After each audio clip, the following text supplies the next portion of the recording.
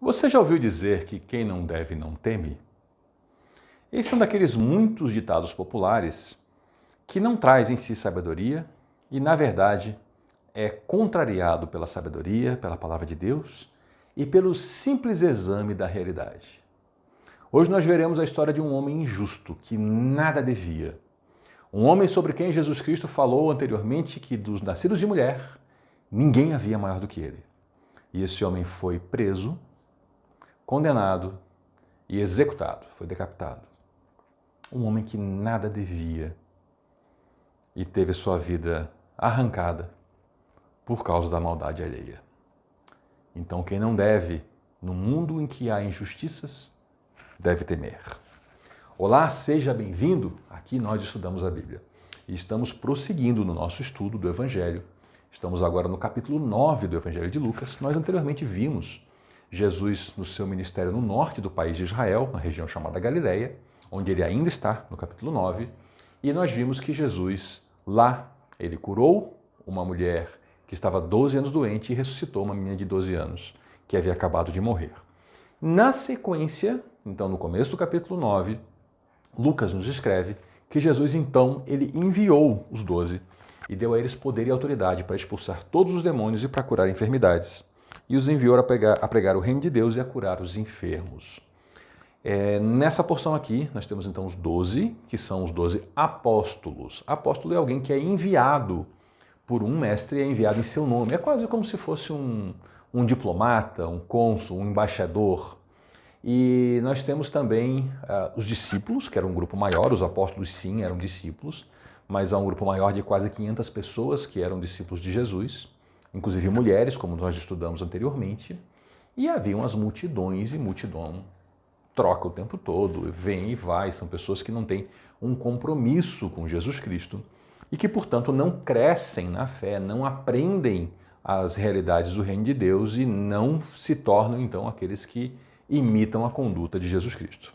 Jesus falou aos 12, quando os enviou, o seguinte, e aqui é muito significativo a gente entender essa viagem para poder entender a expressão de Jesus Cristo. Não levem nada pelo caminho, nem bordão, nem um saco de viagem, nem pão, nem dinheiro, nem uma túnica extra. E na casa em que vocês entrarem, fiquem ali até partirem. Se não os receberem, sacudam a poeira de seus pés quando saírem daquela cidade, como testemunho contra eles. Então, eles saíram e foram pelos povoados pregando o Evangelho e fazendo curas por toda parte. Essa é uma viagem missionária dentro do povo de Israel. Eles estão dentro da sua nação.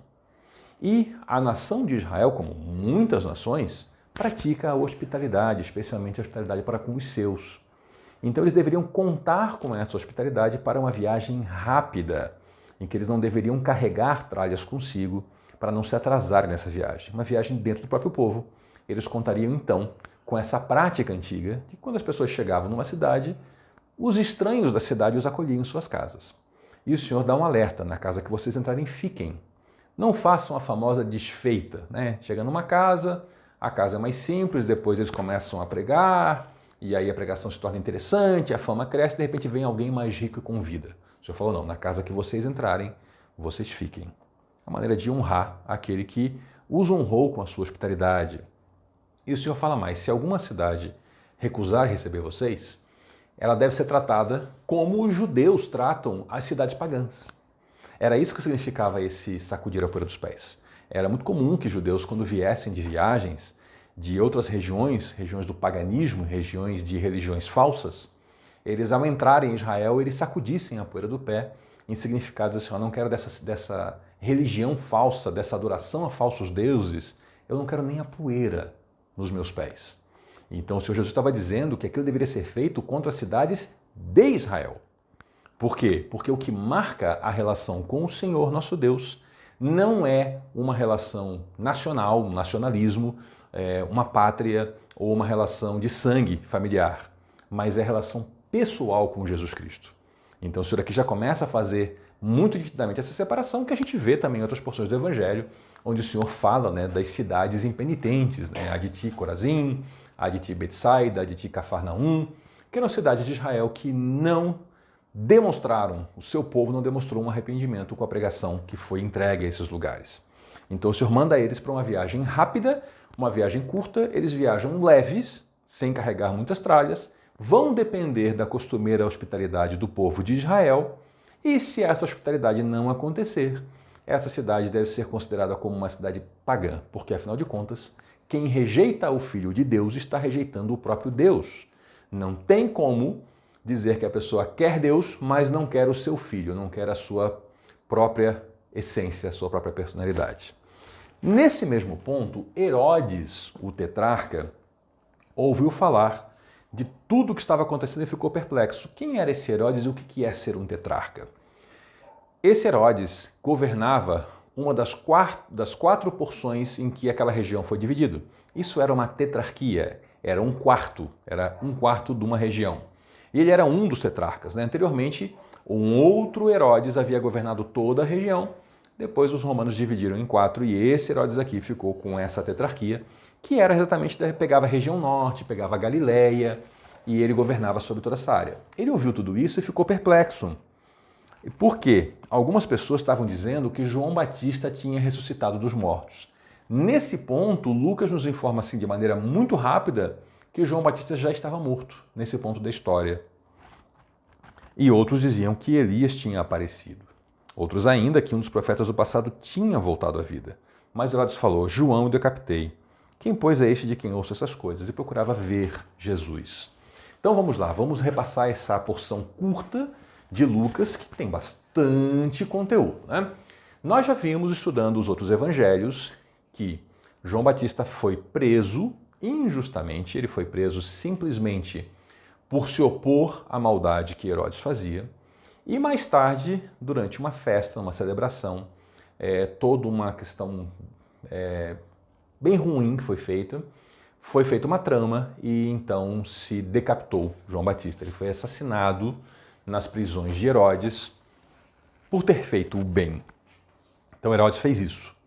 E aí algumas pessoas então que não conheciam João Batista ou que não conheciam Jesus confundiam os dois, achando que era a mesma pessoa.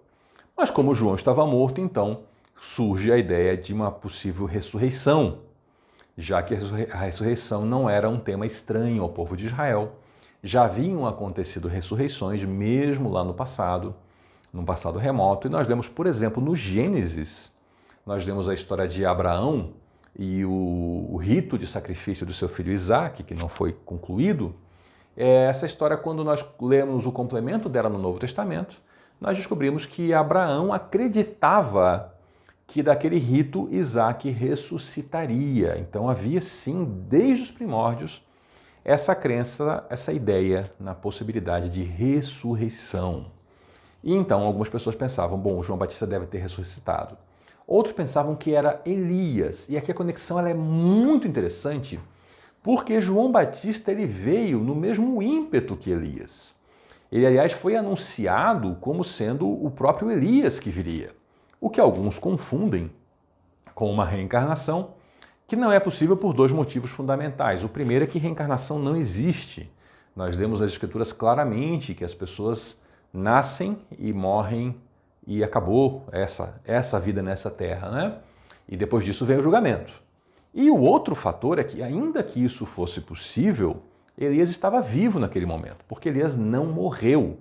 Elias foi um dos dois homens do Antigo Testamento que foi levado ao céu vivo. Então ele não morreu. Então se ele não estava morto, ele não poderia encarnar em outro corpo, até porque isso também não é possível, isso não existe. Isso é apenas uma fantasia oriental de diversas religiões do Extremo Oriente que chegou ao Brasil por meio de uma religião francesa e que gera uma série de confusões, especialmente para pessoas que não conhecem a Bíblia e leem apenas outras literaturas para se basear na sua crença. Mas seguindo, então alguém dizia, não, mas deve ser um outro dos profetas então que ressuscitou, porque haviam muitos profetas importantes na história de Israel fazendo feitos notáveis, como por exemplo Eliseu, que foi um profeta discípulo de Elias, que fez coisas realmente incríveis. Só a título de curiosidade, houve um episódio durante uma guerra de invasão em que estavam sepultando um homem e no meio do sepultamento houve a invasão. E eles então simplesmente lançaram o corpo do homem numa cova onde estava lá a ossada de Eliseu, O homem bateu nos ossos e ressuscitou. Então Eliseu fazia milagre até depois de morto. Muitas histórias muito interessantes. Então, nesse meio tempo, o próprio Herodes afirmava, né? Eu matei João, eu decapitei João. Ele estava ciente do que ele fez. Ele dizia, quem é esse então que faz essas coisas? E procurava então ver Jesus. Ele tinha uma curiosidade. Vejam que ele não tem nenhum respeito, nenhum temor a Deus, um homem que assassina o próximo por motivos torpes. Aliás, todo assassinato é torpe, né? Mas esse foi de maneira mais perversa ainda, né? Porque era simplesmente por uma questão de uma intriga de família, né? E ele acabou despejando então todo o seu mal sobre a vida de João Batista, e João Batista morreu sem ter cometido nenhum crime que fosse digno de qualquer punição, mas ele foi então assassinado. Logo na sequência disso, veja que no começo do capítulo 9, nós lemos que Jesus enviou os 12. Ele envia os 12, eles fazem então a sua viagem dentro de Israel. É uma viagem curta, uma viagem rápida, em que eles viajam leves, sem carregar muita carga.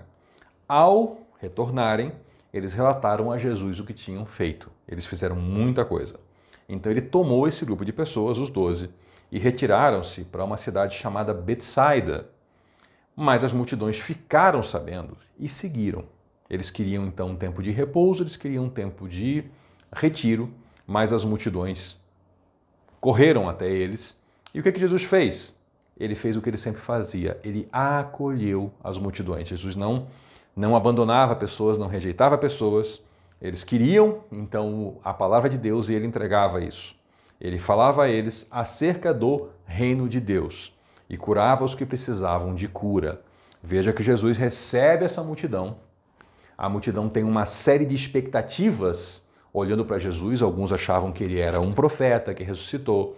Alguns achavam que ele era João Batista ou Elias, enfim. Talvez alguns até achassem que ele era o Messias, mas tivessem uma concepção muito equivocada do que era o Messias. O que ele fez então? Ele acolheu esse povo, ele falou com eles sobre o reino de Deus. Ele explicou para eles a verdade. E entre eles haviam enfermos. O que ele fez com esses enfermos? Ele os curou. Jesus não abandona as pessoas que procuram por ele. Muito obrigado por nos acompanhar até aqui. Volte na próxima, porque aqui nós estudamos a Bíblia. Até lá!